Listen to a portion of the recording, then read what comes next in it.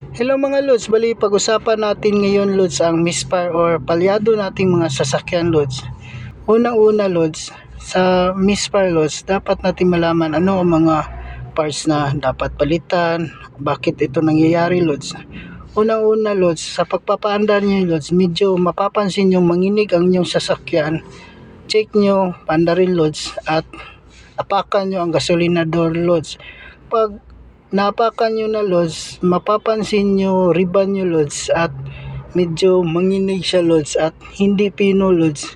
Yan lods, baka may problema na yan lods, may cylinder na dyan sa iyong sasakyan na hindi gumagana. Bali nakadesinyo kasi ang ating sasakyan lods na lahat ng cylinder lods nagsusunog ng fuel lods, kaya isa o pangalawa hindi nagsusunog yan lods, lalabas ang misfire o palyado ng ating sasakyan. At yan ang dapat nating bantayan lods kung meron tayong mga sasakyan upang mapangalagaan ang ating sasakyan at hindi masira agad lods. Ano ba ang pwede nating palitan kung may misfire o problemado ang ating sasakyan lods? Una dyan lods, yan lods ignition coil. Meron tayong dalawang ignition coil dito lods. Ito ang old at new.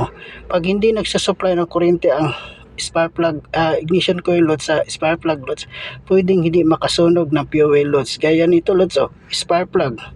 Pwede din masira ang spark plug lods katagalan lods, or masira ito kung nabasa ito ng spark plug or seal na matigas na lods.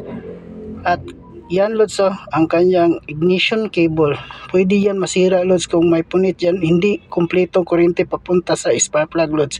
At ang kanyang timing lods, yan ang dapat mga pwede nyong i-check nyo kung may sira ang inyong sasakyan or misfire lods, para maagapan ang sira lods at ma-okay na, hindi na siya palyado at misfire.